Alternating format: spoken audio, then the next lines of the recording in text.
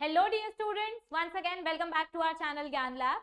आपके लिए हमने जो एक्सक्लूसिव एमसीक्यू सीरीज स्टार्ट की है MHT CET 2025 and MH BSc nursing students के लिए, उस सीरीज को कंटिन्यू करते हुए मैं आज लेकर आई हूँ नेक्स्ट चैप्टर का level 1, chapter number 8 respiration and circulation. और ये chapter one of the most important chapter है क्योंकि इसका वेटेज बहुत ही ज्यादा हैवी है। कम से कम 8 से 10 मार्क्स के एमसीक्यूज आपके रेस्पिरेशन एंड सर्कुलेशन चैप्टर में से आते हैं, और इस चैप्टर को आपने अगर ऑप्शन में छोड़ा तो फिर आपका जो मार्क्स है, जो परसेंटाइल है, वो एकदम से नीचे ड्रॉप हो जाएगा। अगर आपको इस चैप्टर के किसी भी टॉपिक में कोई भी डाउट है तो आप मेरा जो रिकॉर्डेड वीडियो है यूट्यूब पे, आप वो रिकॉर्डेड वीडियो देखो, अपना डाउट क्लियर करो। टेक्स्ट बुक की रीडिंग 2 से 3 बार इस चैप्टर की हो जानी चाहिए, और फिर उसके बाद आप एमसीक्यू सॉल्व करो। एमसीक्यू सॉल्व करते वक्त प्लीज अपने सामने एक नोटबुक रखो। नोटबुक में क्वेश्चन जैसे मैं डिस्प्ले करूंगी वैसे ही आंसर देखते जाना है और लिखते जाना है, ठीक है। चलो स्टार्ट करते हैं हम अपने आज के सेशन के साथ। सेशन स्टार्ट करने से पहले मैं एक बार फिर से बता दूं कि हमारे ऐप पे हमने आपके लिए 2 मॉक टेस्ट अपलोड किए हैं। बहुत सारे बच्चे ऐप डाउनलोड करने के बाद मैसेज करते हैं कि मैम मॉक टेस्ट कहाँ पे है, तो प्लीज ध्यान से सुनो।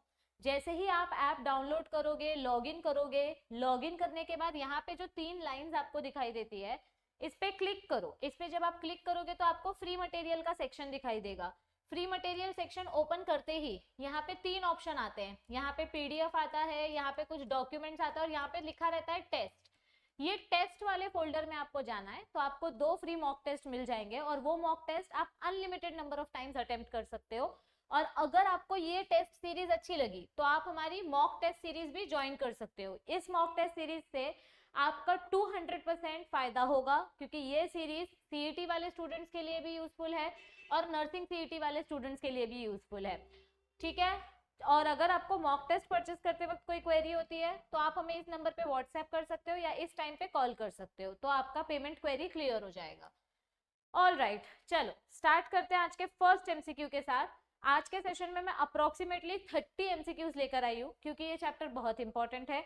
और अगर आज का सेशन आपने अच्छे से आंसर कर दिया तो फिर नेक्स्ट सेशन में मैं थोड़े से और डिफिकल्ट एमसीक्यूज लेकर आऊंगी।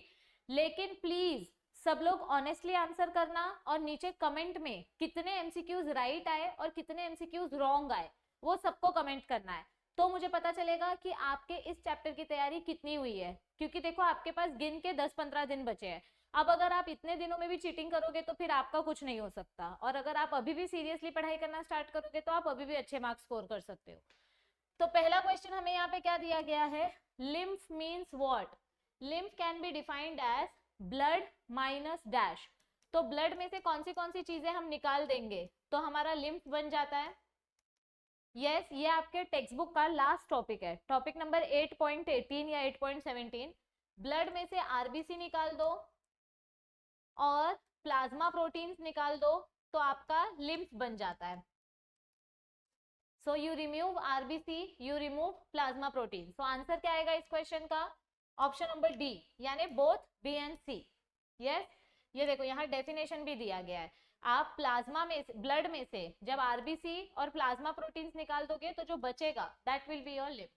Next question, ECG is useful to detect what. ECG का फुल फॉर्म क्या है, इलेक्ट्रोकार्डियोग्राम।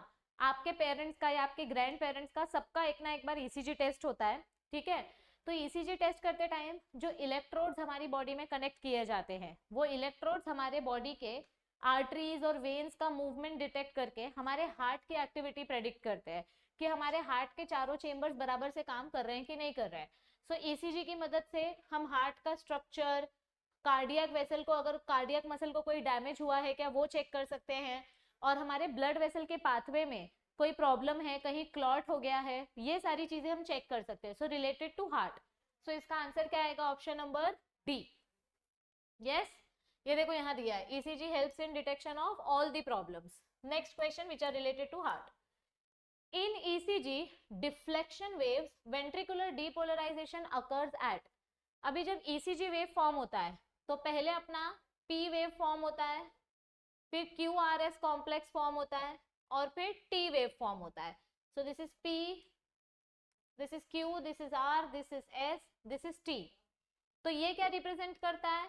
एट्रियल कॉन्ट्रैक्शन यानी एट्रियल डीपोलराइजेशन। ये क्या रिप्रेजेंट करता है? Ventricle contraction. आपको क्या पूछा है? वेंट्रिकुलर डीपोलराइजेशन मतलब ये। तो किससे पता चलता है कि वेंट्रिकल्स कॉन्ट्रैक्ट हुए या नहीं हुए? कॉम्प्लेक्स QRS से पता चलता है कि हमारा वेंट्रिकल्स कॉन्ट्रैक्ट हुआ है कि नहीं हुआ है। ये देखो, P represents atrial contraction, QRS represents contraction of the ventricles. Contraction के लिए हम कौन सा वर्ड यूज करते हैं? डीपोलराइजेशन।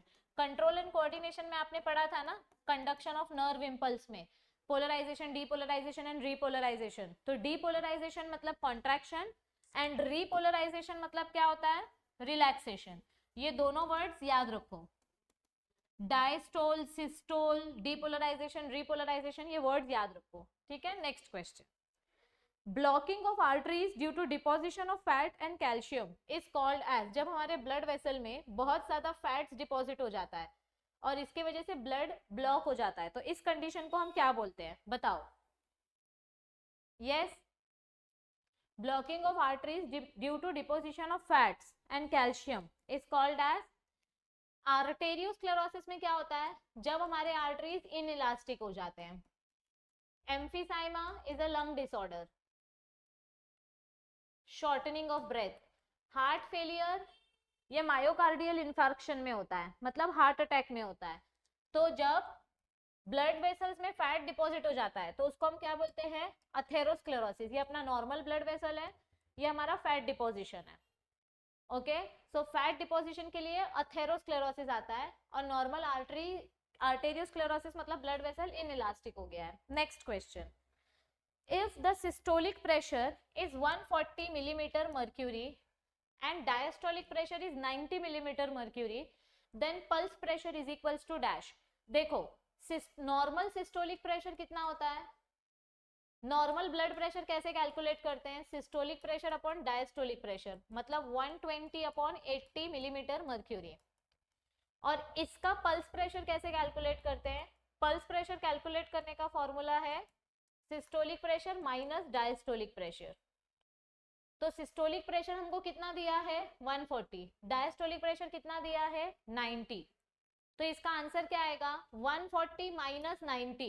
फॉर्मूला लगाओ, इसका आंसर नीचे कमेंट करो, क्या आएगा इसका आंसर। मैं सीधा नेक्स्ट क्वेश्चन डिस्प्ले कर रही हूँ, इसका आंसर आपको नीचे कमेंट करना है। चलो फटाक से सब लोग कमेंट करो। Next question, females have slightly dash blood pressure than males of her age before dash। तो या तो फीमेल का ब्लड प्रेशर हाई होगा या तो फीमेल का ब्लड प्रेशर लो होगा। देखो, जब फीमेल्स का पीरियड्स चालू होता है उस टाइम पे उनका ब्लड प्रेशर लो होता है क्योंकि बॉडी में से ब्लड जा रहा है, ठीक है, तो ब्लड स्लोली स्लोली मूव होगा। तो फीमेल्स का नॉर्मली ब्लड प्रेशर लो होता है ड्यूरिंग मेंस्ट्रुअल साइकिल, मतलब जब तक फीमेल्स का मेनार्क पीरियड चलेगा, पीरियड मेंस्ट्रुअल साइकिल वाला पीरियड चलेगा, उनका ब्लड प्रेशर लो होगा। लेकिन जैसे ही फीमेल्स का मीनोपॉज चालू होता है उनके बहुत सारे हार्मोनल साइकिल्स चेंज हो जाते हैं जिसकी वजह से फीमेल्स का ब्लड प्रेशर क्या हो जाता है? हाई हो जाता है। सो इसका आंसर क्या आएगा? बिफोर मीनोपॉज, मीनोपॉज के पहले उनका ब्लड प्रेशर लो है। So before menopause the blood pressure is low but after menopause the blood pressure will be high। ये देखो, females have low blood pressure before menopause but risk of high blood pressure increases after menopause। okay, next question, pulse rate during tachycardia is। now what is tachycardia and what is bradycardia? pulse rate मतलब अपना normal heart rate, तो अपना जो normal pulse rate है जब ये high हो जाता है तो क्या बोलते हैं, और लो हो जाता है तो क्या बोलते हैं? अगर 60 बीट से ये हाई हुआ या 60 बीट से लो हुआ तो दो कंडीशंस होती हैं, एक टैकीकार्डिया एक ब्राइडिकार्डिया। सो ये देखो यहाँ पे अगर हमारा पल्स रेट यहाँ देखो दिया है, if our pulse rate is above 100 beats तो इस कंडीशन को बोलते हैं टैकीकार्डिया, हाई पल्स रेट यानी हाई ब्लड प्रेशर। और अगर हमारा पल्स रेट लो हो गया तो इसको बोलेंगे ब्राइडिकार्डिया यानी लो ब्लड प्रेशर। ओके, और ये आपको ये डायग्राम भी याद रखना है, कभी कभी आपको ये नाम देते हैं और पूछते हैं कि कौन सा आर्टरी कहाँ प्रेजेंट है? जैसे आपको पूछेंगे रेडियल आर्टरी कहाँ प्रेजेंट है? रिस्ट में। फीमोरल आर्टरी कहाँ प्रेजेंट है? पेल्विक गर्डल वाले रीजन में, पेल्विस रीजन में। फेशियल आर्टरी तो नहीं पूछेंगे। टेम्पोरल आर्टरी कहाँ प्रेजेंट है? Near years, temporal lobe. Carotid artery कहाँ प्रेजेंट है? वो सीआईडी वाले में ऐसे करते हैं ना, गले से नस चेक करते हैं, दैट इज कैरोटिड आर्टरी। तो आपको कुछ कुछ आर्टरीज का लोकेशन पूछा जाता है, तो ये डायग्राम भी इंपॉर्टेंट है और ये पैराग्राफ बहुत इंपॉर्टेंट है, इसमें से एमसीक्यू हर साल रिपीट होता है। Next question, the arteries used for measuring pulse on wrist is, बताओ क्या आएगा इसका answer? Which artery is used for measuring pulse on wrist? मैंने अभी जस्ट बताया था, 5 सेकेंड वीडियो पीछे करके देखो। रिस्ट में जो आर्टरी प्रेजेंट होती है उस आर्टरी को हम क्या बोलते हैं? Yes, it is known as radial artery.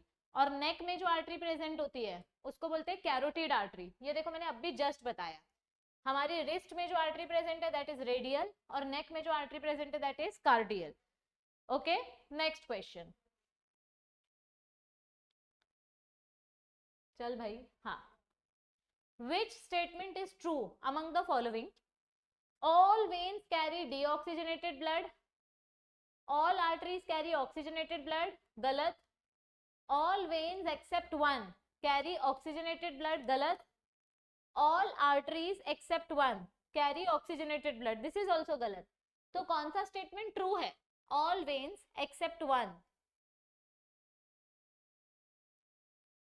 यहां डीऑक्सीजनेटेड आना चाहिए ना, क्या आएगा इसका correct statement?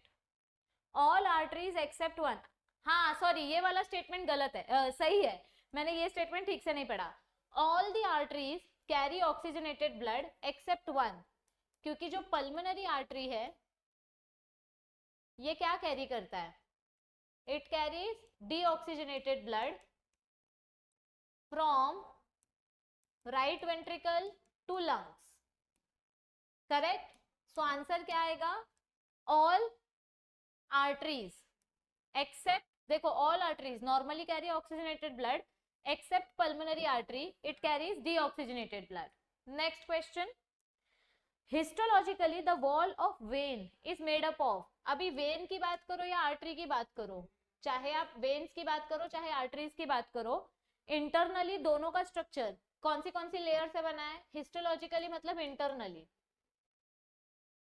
So internally all the blood vessels are made up of, एक बाहर की लेयर होती है ट्यूनिका एक्सटर्ना, फिर ट्यूनिका मीडिया और फिर ट्यूनिका इंटरना, तो ऐसे 3 लेयर्स से बना हुआ होता है, correct. There are 3 layers, 3 layers से बना हुआ होता है। All the blood vessels, all the arteries and all the veins are made up of 3 layers, tunica externa, tunica media and tunica interna. लेकिन अगर थिकनेस के बारे में आपको पूछा तो फिर यहाँ क्वेश्चन बदल जाएगा।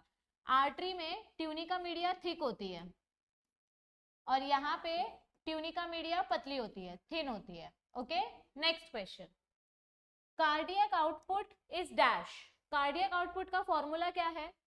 Cardiac output is equals two stroke volume into heart rate. Stroke volume मतलब क्या होता है? एक बार में जब अपना हार्ट पंप करता है तो कितना ब्लड बाहर आता है, और हार्ट रेट मतलब क्या होता है? Number of heart beats in 1 minute. So what is the formula? ये देखो, कार्डियक आउटपुट इज, आपको स्ट्रोक वॉल्यूम दिया है और हार्ट रेट दिया है, stroke volume into heart rate is equals to 72 ml blood. No, normally cardiac output क्या होता है? देखो नॉर्मली हमारा दिल जब एक बार धड़कता है तो 70 ml ब्लड पंप होता है, और नॉर्मली 1 मिनट में कितनी बार दिल धड़कता है? 72 टाइम्स। सो 70 इंटू 72 क्या आएगा आंसर? अप्रोक्सीमेटली 5040 ml, या फिर हम लिख सकते हैं 5 litres blood per minute. So क्या आएगा इधर पे answer? Stroke volume into heart rate is equals to 5 litres और 5 litres of blood per minute. अभी यहाँ ऑप्शन नंबर बी और ऑप्शन नंबर डी मुझे सेम ही दिखाई दे रहा है। Stroke volume into heart rate is equals to 5 litres of blood per minute, stroke volume into heart rate. हाँ देखो इधर पे दोनों ऑप्शन सेम है, ऑप्शन नंबर बी भी सेम है, ऑप्शन नंबर डी भी सेम है। अगर ऐसा क्वेश्चन आया तो ऐसा क्वेश्चन बोनस क्वेश्चन हो जाता है। अभी ये शायद मेरी स्टाफ से टाइप करते टाइम गलत हो गया होगा, या फिर बुक में ही गलत दिया होगा, या पीवाईक्यू में ही गलत होगा, लेकिन अगर ऐसा क्वेश्चन आया कि दो ऑप्शन सेम है, ऐसा बहुत रेयरली होता है, किसी तो गलती से एक शिफ्ट में ऐसा होता है, और वो कोई भी शिफ्ट हो सकती है, फर्स्ट शिफ्ट भी हो सकती है, लास्ट शिफ्ट भी हो सकती है, लेकिन अगर ऐसा क्वेश्चन आया तो ऐसा क्वेश्चन बोनस क्वेश्चन होता है। आप इसमें कुछ भी आंसर अटेम्प्ट, कुछ भी नहीं, आप इसमें बी आंसर अटेम्प्ट करोगे तो भी राइट मिलेगा, डी आंसर अटेम्प्ट करोगे तो भी राइट मिलेगा। अगर आप ऐसे क्वेश्चन में ए अटेम्प्ट करके आओगे या सी अटेम्प्ट करके आओगे तो मार्क्स नहीं मिलेगा। आपने बी या डी अटेम्प्ट किया है तो ही मार्क्स मिलेगा, तो ऐसे क्वेश्चन को बोनस क्वेश्चन बोलते हैं। ठीक है, नेक्स्ट चलो आगे जाते हैं। Duration of one cardiac cycle is, देखो एक बार हम अपना पहले एट्रियल सिस्टोल होता है 0.1 सेकेंड, फिर यहाँ पे वेंट्रिकल कॉन्ट्रैक्शन होता है, एट्रियल सिस्टोल के बाद यहाँ पे वेंट्रिकल कॉन्ट्रैक्शन होता है 0.5 सेकेंड्स, ओके, और यहां से 0.1 हुआ, ये 0.3 हुआ, 5 नहीं 0.3, और यहाँ पे रिलैक्सेशन चालू हो जाता है, दिस इज वेंट्रिकुलर सिस्टोल, यहाँ पे रिलैक्सेशन चालू हो जाएगा, वेंट्रिकुलर डायस्टोल, रिलैक्सेशन चालू हो जाएगा, और यहाँ पे एट्रिया का रिलैक्सेशन चालू हो गया, ये यहाँ पे सिस्टोल हुआ, यहाँ से इसका रिलैक्सेशन चालू है एट्रिया का, दिस इज एट्रिया डायस्टोल 0.7, तो ये वाला पार्ट और ये वेंट्रिकुलर डायस्टोल 0.5, इन दोनों के बीच में एक कॉमन पीरियड आता है जॉइंट डायस्टोल 0.4 सेकेंड्स का, और इसके बाद वापस आपका इधर एट्रियल सिस्टोल चालू हो जाता है, फिर यहाँ पे वेंट्रिकुलर सिस्टोल चालू हो जाता है 0.3 सेकेंड्स, मतलब ये साइकिल वापस चालू हो जाता है। तो देखो यहाँ से लेके यहाँ तक ये अपना पूरा एक साइकिल है, तो ये एक साइकिल कितने सेकेंड्स का होता है 0.1 प्लस 0.7 यानी 0.8 सेकेंड्स का। आपकी टेक्स्ट बुक में ये जो डायग्राम दिया गया है, ये डायग्राम बहुत इंपॉर्टेंट है। One cardiac cycle is completed in 0.8 second. ये देखो atrial systole, atrial diastole, ventricular systole, ventricular diastole, तो दिस इज 0.3 प्लस 0.5 मतलब 0.8, या 0.1 प्लस 0.7 मतलब 0.8, या तो ये नीचे वाला ऐड करो या तो ये ऊपर वाला ऐड करो, आंसर आपको 0.8 ही मिलने वाला है। Okay, next, Eustachian valve is present at the opening of, Eustachian valve कहाँ प्रेजेंट होता है? देखो हार्ट के 4 चेंबर्स बना लो फटाक से, ये आपका राइट एट्रियम, ये आपका लेफ्ट एट्रियम, ये राइट वेंट्रिकल, ये लेफ्ट वेंट्रिकल। यहाँ पे ट्राइकस्पिड वॉल्व होता है क्योंकि राइट की स्पेलिंग में आता है आर और ट्राई की स्पेलिंग में आता है आर, तो यहाँ ट्राइकस्पिड वॉल्व है, यहाँ बाइकस्पिड वॉल्व है, ये एम जैसा है ना, तो इसको मिट्रल वॉल्व बोलेंगे, एम फॉर मिट्रल, या फिर बाइकस्पिड बोलेंगे। अभी यहाँ पे 3 चीजें ओपन होती हैं, superior vena cava, inferior vena कावा एंड कोरोनरी साइनस। तो कोरोनरी साइनस का जो ढक्कन है ये थबेशियन वॉल्व है, तो मैंने कैसे याद रखने बोला था, छत्रपति शिवाजी महाराज टर्मिनस, CST। तो कोरोनरी साइनस का जो वॉल्व है उसका नाम है थबेशियन वॉल्व। और इंफीरियर वेना कावा, इंफीरियर वेना कावा का प्रोनाउंसिएशन ई से स्टार्ट होता है, और यूस्टेशियन वॉल्व का प्रोनाउंसिएशन भी ई से स्टार्ट होता है, ई, इंफीरियर। तो inferior Eustachian valve is present at inferior vena कावा। मैंने ऐसे शॉर्टकट ट्रिक्स आपको बताए थे वन शॉट लेक्चर में। सो आंसर क्या आएगा? इंफीरियर वेना कावा। यस, ये देखो वॉल्व, ये वॉल्व के ऊपर क्वेश्चंस 200% आएंगे, नहीं आया ना वॉल्व के ऊपर क्वेश्चन, मेरा नाम बदल देना। तो वॉल्व के ऊपर क्वेश्चन आएगा ही आएगा, left atrium, right atrium, coronary sinus और इंफीरियर वेना कावा, ये चारों वॉल्व के ऊपर क्वेश्चन आएगा ही आएगा। यस, ये देखो इधर लिखा भी है मैंने, Thebesian valve, coronary sinus, Eustachian valve, inferior vena cava, tricuspid valve and bicuspid valve. ये एम जैसा दिखता है इसीलिए इसको मिट्रल वॉल्व भी बोलते हैं। Next, if the number of heart beat is 80 then the cardiac output will be dash. Formula डालो, stroke volume into heart rate. आपको कार्डियक आउटपुट फाइंड आउट करना है। आपको हार्ट बीट कितना बोला है? 80, और स्ट्रोक वॉल्यूम नहीं दिया है। If the number of heart beat is 80 then cardiac output will be 70। अगर कुछ भी नहीं दिया है स्ट्रोक वॉल्यूम अगर नहीं दिया है तो आप इसको 70 अज्यूम करोगे, क्योंकि नॉर्मली 70 ml होता है। तो 70 इंटू 80 कितना आएगा, यहाँ पे आंसर क्या आएगा, यस 5600 ml। और ये ml को लीटर में कन्वर्ट करो, मतलब 5600 को डिवाइड बाय 1000 करो। ये ml को अगर लीटर में कन्वर्ट करना है तो इसको डिवाइड बाय 1000 करो। यस तो आंसर क्या आएगा, अभी इतना मैथ सबको आना चाहिए। ml को लीटर में कन्वर्ट किया 5600 अपॉन 1000, तो आंसर क्या आएगा इसमें से। चलो इसका आंसर नीचे कमेंट करो। क्वेश्चन नंबर 5 का आंसर नीचे कमेंट करना है, क्वेश्चन नंबर 14 का आंसर नीचे कमेंट करना है। ऐसा क्वेश्चन कंपलसरी आपको आना ही चाहिए। चलो कमेंट करो। Okay next question, in a normal adult human the average stroke volume is. अरे ये तो कितनी बार हम देख चुके हैं, मैंने अब भी जस्ट पिछले वाले क्वेश्चन में बताया था कि आपको स्ट्रोक वॉल्यूम नॉर्मली हमेशा क्या कंसीडर करना है, cardiac output is equals two stroke volume into heart rate. अगर कुछ भी नहीं दिया है तो स्ट्रोक वॉल्यूम हमारा 70 ml होता है और हार्ट रेट हमारा 72 बीट्स होता है। सो स्ट्रोक वॉल्यूम नॉर्मली कितना होता है, नॉर्मल अडल्ट में 70 ml। स्ट्रोक वॉल्यूम मतलब क्या होता है, जब हमारा दिल एक बार धड़कता है तो कितना ब्लड उसमें से पंप होता है। तो जब हमारा दिल एक बार धड़कता है तो 70 ml ब्लड निकलता है। सो नॉर्मली हमारा स्ट्रोक वॉल्यूम कितना होता है, 70 ml। चलो next question, tricuspid valve is present in. मैंने आपको इसका ट्रिक अभी बताया था 3-4 क्वेश्चन पहले। ट्राइकस्पिड वॉल्व कहाँ प्रेजेंट होता है, ट्राइकस्पिड वॉल्व की स्पेलिंग में आर आता है। तो लेफ्ट एट्रियम और राइट एट्रियम में आर कौन सी स्पेलिंग में आ रहा है, लेफ्ट में आर आता है कि राइट में आर आता है, इसमें आर आया। So tricuspid valve is present between right atrium and right ventricle, यहाँ पे प्रेजेंट होता है ट्राइकस्पिड वॉल्व। तो आंसर क्या है इसका option number A, right atrio ventricular aperture, मतलब एट्रियम और वेंट्रिकल के बीच में प्रेजेंट है ये। Yes it is present between right AV aperture. Next question, ये देखो मैंने बोला था आपको, इसको अंडरलाइन करो। ट्राइकस्पिड वॉल्व कहाँ प्रेजेंट है, एट्रियम और वेंट्रिकल्स के बीच में। Next, the volume of blood pumped out by ventricles per cardiac cycle is. अभी क्वेश्चन को घुमा के पूछा है, जब हमारा वेंट्रिकल्स कॉन्ट्रैक्ट होता है, जब वेंट्रिकल्स कॉन्ट्रैक्ट होता है तो कितना ब्लड बाहर आता है। ये अपना एट्रियम है, ओके ये एट्रियम है, ये वेंट्रिकल है। तो जब लेफ्ट वेंट्रिकल पंप होता है तो कितना ब्लड बाहर आता है, मतलब बेसिकली आपको स्ट्रोक वॉल्यूम पूछा है। तो नॉर्मली स्ट्रोक वॉल्यूम कितना होता है, normally what is the stroke volume, मैंने अभी जस्ट बताया कुछ सेकंड पहले क्वेश्चन नंबर 15 में। Normally what is the stroke volume, करो कमेंट करो, मैं नहीं बताने वाली। Normally what is the stroke volume, अच्छा नहीं, पर कार्डियक साइकिल बोला है, एक साइकिल में कितना ब्लड पंप, हाँ बराबर, सॉरी करेक्ट।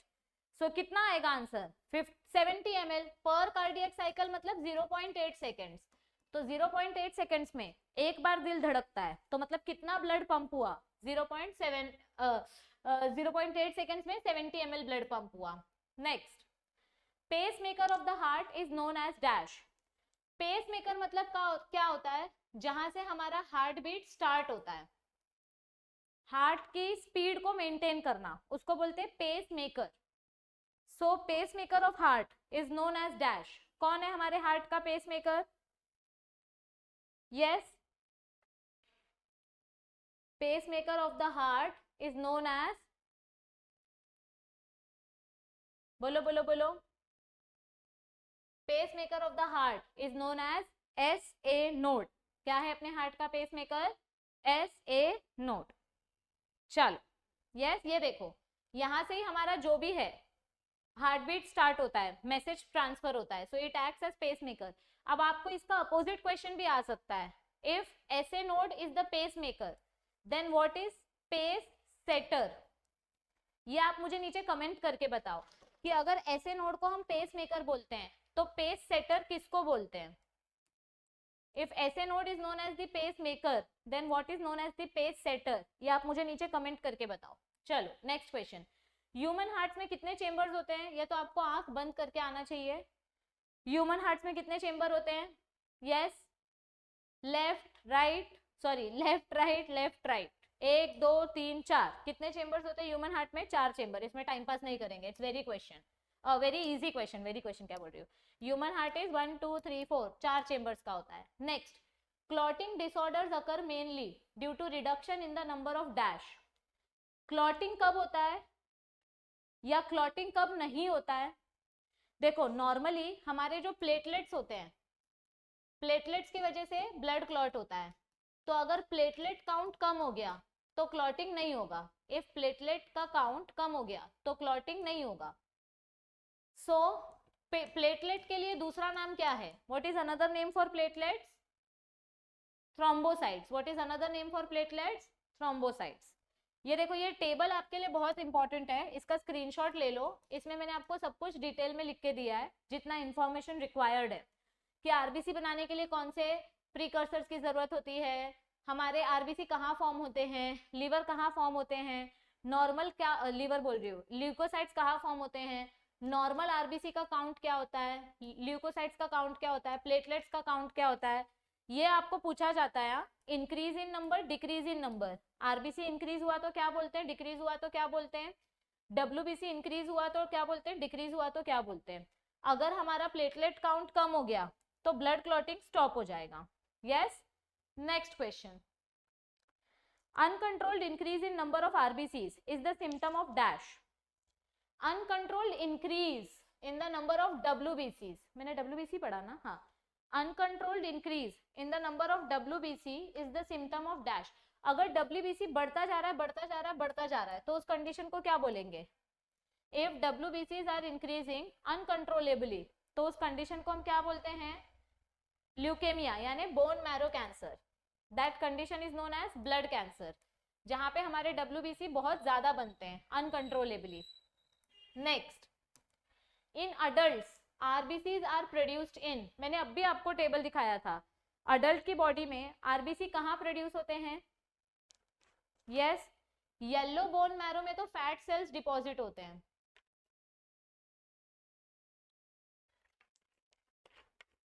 एडिपोसाइट्स, थाइमस के पास हमारे टी सेल्स का मैचुरेशन होता है। तो बचा क्या? Red bone marrow. RBCs are produced in red bone marrow. ये देखो, इस टेबल में मैंने आपको बोला भी था लर्न करने। आरबीसीज कहाँ बनते हैं? In adults, red bone marrow. Next, pH of the blood is, अभी सब लोग अपनी नस काटो और अपना ब्लड टेस्ट करके देखो। हमारे ब्लड का नॉर्मल पीएच क्या होता है? Greater than 10। बाप रे, इतना नमक का खाड़ी नहीं अपने खून में। Range between 7 to 8, less than 7। अगर लेस देन 7 बोला मतलब ये एसिडिक हो जाएगा, तो this is not the right answer, this is not the right answer. हमारे ब्लड का ऑन एन एवरेज पीएच कितना होता है? 7.2 to 7.4। सो आंसर क्या आएगा? Option number C. Next, the circulation between heart and body organs except lungs is called as dash. ये अपना 4 chambers है। This is left atrium, this is right atrium, left ventricle, right ventricle. तो left atrium से oxygenated blood आया और ये blood body organs के पास जाता है, एक्सेप्ट लंग्स, यहाँ पे लंग्स नहीं है। और फिर बॉडी ऑर्गन से डीऑक्सीजनेटेड ब्लड आके राइट एट्रियम के पास जाता है। तो जब अपना ब्लड हार्ट से आके बॉडी के पास जाता है, इस सर्कुलेशन को हम क्या बोलते हैं? This is called as systemic circulation. क्या बोलेंगे इसको हम? Systemic circulation. यस, ये देखो, when the blood flows from heart towards various body parts except lungs। ये लाइन वैसे तो कभी हमने देखी नहीं होगी, लेकिन ये लाइन भी बहुत इंपॉर्टेंट है। ओके, ये देखो इधर पे ये वाला जो डायग्राम है चेम्बर्स वाला, इसमें दिया है। ये डायग्राम बहुत इंपॉर्टेंट है, इसके ऊपर आपको थ्योरी क्वेश्चंस आते हैं कि पल्मोनरी सर्कुलेशन मतलब क्या होता है, सिस्टमिक सर्कुलेशन मतलब क्या होता है। तो आपको डायरेक्टली नहीं देंगे बट इनडायरेक्टली क्वेश्चन पूछेंगे। Okay, next question. Okay, next, चलो last 5 questions. Emphysema is a dash. Emphysema कौन से टाइप की बीमारी है? चैप्टर नंबर 12 में रिकॉम्बिनेंट प्रोटीन वाला जो टेबल है, उस टेबल में भी ये बीमारी दी है, जिसका ट्रीटमेंट हम अल्फा 1 एंटीट्रिप्सिन से करते हैं। सो एम्फाइसेमा बेसिकली क्या है?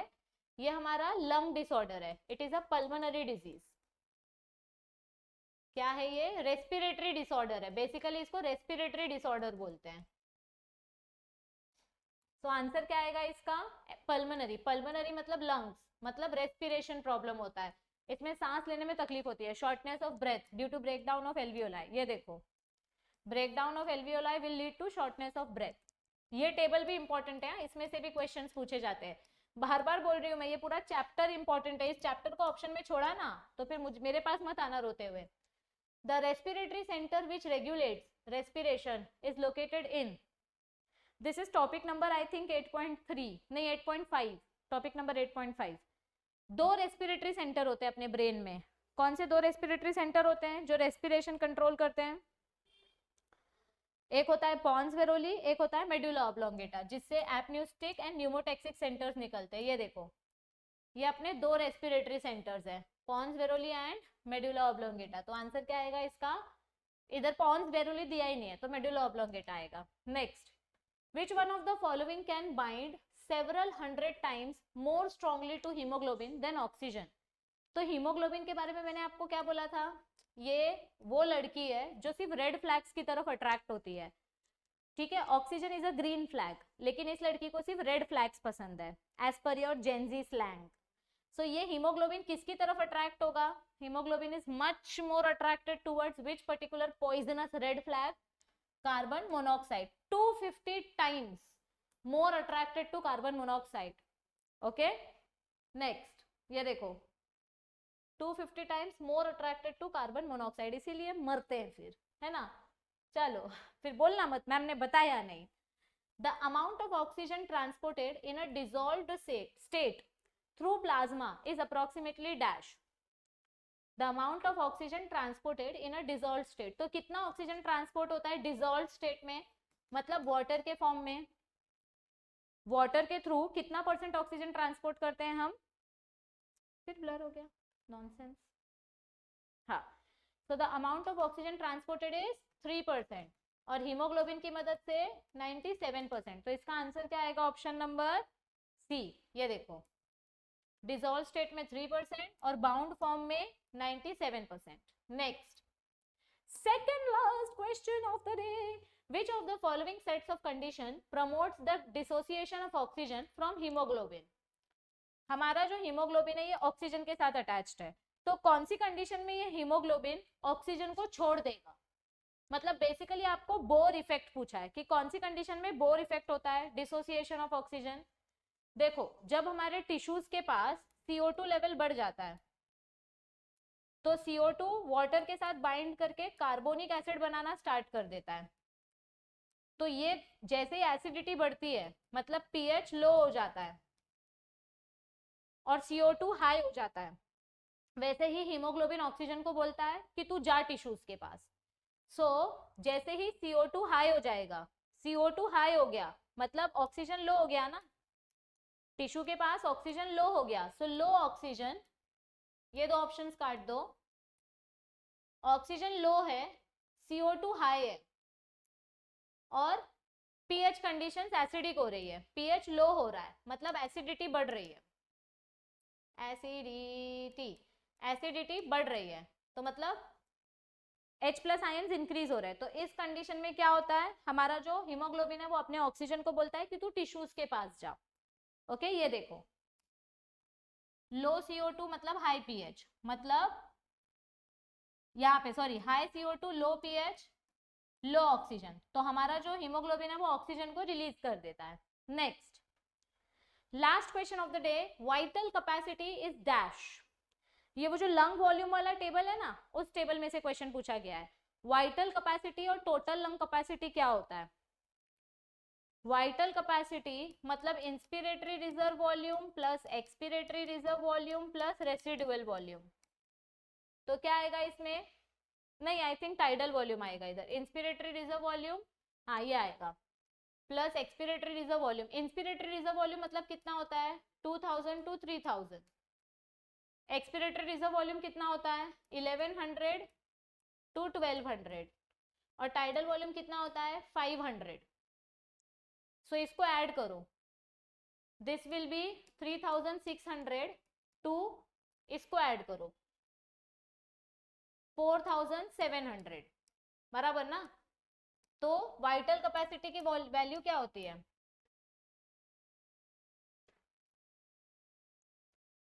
हाँ, इंस्पिरेटरी रिजर्व वॉल्यूम कितना है?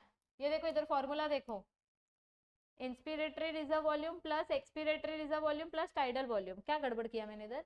इंस्पिरेटरी कितना होता है? 2000 टू 3000। एक्सपिरेटरी कितना होता है? 1100 से 1200। और टाइडल, मैंने शायद ये वैल्यू गलत लिखा है, ये वैल्यू एक बार टेबल में से चेक करो कितना है, तो आंसर ये आएगा, ये नहीं आएगा। एक बार ये वैल्यू चेक करो, एक्सपिरेटरी रिजर्व वॉल्यूम कितना होता है वो चेक करो। तो देखो आपको दो फॉर्मूला पता होना चाहिए, एक वाइटल कैपेसिटी का और एक टोटल लंग कैपेसिटी का, बस ये दो फॉर्मूलाज आपको पता होने चाहिए, ठीक है। चलो मैंने आपको 2 से 3 क्वेश्चंस पूछे हैं, जो जो क्वेश्चंस मैंने पूछे हैं उस क्वेश्चन का नीचे कमेंट करो। फ्री मॉक टेस्ट अगर अटेम्प्ट करना है तो ऐप डाउनलोड करो, यहाँ पे आपको 200 एमसीक्यू फ्री में मिलेंगे, ठीक है। आपको कैसे मिलेंगे ये फ्री में एमसीक्यू? सुनो ध्यान से कान खोल के, लेक्चर पहले छोड़ के भाग जाओगे, फिर मैसेज करके पूछोगे मैम फ्री मॉक टेस्ट किधर है। ऐप को डाउनलोड करो, लॉगिन करो, लॉगिन करने के बाद ये 3 डॉट्स पे आओ, फ्री मटेरियल सेक्शन में जाओ, यहाँ पे टेस्ट वाला फोल्डर ओपन करो, वहां पे आपको मॉक टेस्ट मिलेंगे। अनलिमिटेड मॉक टेस्ट आप अटेम्प्ट कर सकते हो। अगर आपको क्रैश कोर्स की तैयारी और अच्छे से करनी है, आपको लेक्चर्स भी देखने हैं, प्लस आपको मॉक टेस्ट भी चाहिए, तो आप हमारा वरदान बैच ज्वाइन कर सकते हो, क्योंकि यहाँ पे सारे मॉक टेस्ट आपको फ्री में मिलेंगे। Chapter wise mock test, full length mock test, सब आपको फ्री में मिलेगा, plus with lectures, live lectures plus lecture recording. तो वरदान बैच में थोड़ा सा पैसा ज्यादा भर के आपको लेक्चर और मॉक टेस्ट दोनों मिलेगा, और अगर लेक्चर नहीं देखना है तो फिर आप डायरेक्ट मॉक टेस्ट का कोर्स भी ज्वाइन कर सकते हो। यस, और मॉक टेस्ट जो हमने सेट किए हैं वो सारे सीईटी पैटर्न के हिसाब से सेट किए हैं। कोर्स परचेस करते वक्त कोई डाउट होगा तो आप इस हेल्पलाइन नंबर पे कांटेक्ट कर सकते हो। अगर किसी को फ्री में एमसीक्यू प्रैक्टिस करना है तो आप ये सारे प्लेलिस्ट का स्क्रीनशॉट ले लो, ये प्लेलिस्ट में सिर्फ एमसीक्यूज है, आप यहाँ से भी एमसीक्यू प्रैक्टिस कर सकते हो। फिजिक्स का गाइडेंस वीडियो भी अजय सर ने अपलोड करना स्टार्ट कर दिया है इस साल, तो अब आपके लिए हम इतनी मेहनत कर रहे हैं, इतना सारा कंटेंट हम लेकर आ रहे हैं, और आपसे बस एक शेयर और सब्सक्राइब नहीं होता है। हाँ, मैं कहाँ जाऊं अपने आंसू लेकर। तो आपको आज के जो मैंने क्वेश्चन पूछे हैं वो क्वेश्चन कमेंट करो, और कम्युनिटी पोल्स आप लोगों ने अभी तक अटेम्प्ट करना ज्यादा स्टार्ट नहीं किया है, तो कम्युनिटी पोल्स पे हमने आपके लिए पीवाईक्यूज अपलोड करना स्टार्ट किए हैं, तो कम्युनिटी पोल्स अटेम्प्ट करना स्टार्ट करो। इस वीडियो को शेयर करो, कमेंट करो, लाइक करो, सब्सक्राइब करो। जब तक इस वीडियो में 1000 लाइक्स नहीं हो जाते तब तक मैं इस चैप्टर का पार्ट 2 नहीं लेकर आऊंगी, ये मेरी जिद है। तो जब तक इस वीडियो में 1000 लाइक्स नहीं हो जाएंगे, या एटलीस्ट 500, चलो 1000 तो बहुत बड़ा टारगेट हो गया, एटलीस्ट 500 लाइक्स जब तक नहीं हो जाते मैं नेक्स्ट लेवल नहीं लेकर आऊंगी। तो अभी आपके ऊपर है, आप 500 लाइक्स करो तो मैं लेवल 2 लेकर आऊंगी, क्योंकि ये चैप्टर बहुत इंपॉर्टेंट है, मेरे को बहुत मेहनत करनी पड़ती है। तो लाइक बटन क्लिक करने के लिए आपका कुछ नहीं जाता है, तो चैनल को शेयर करो, अपने फ्रेंड्स को बोलो फटाफट वीडियो लाइक करने के लिए, तो मैं लेवल 2 लेके आऊंगी। Okay bye.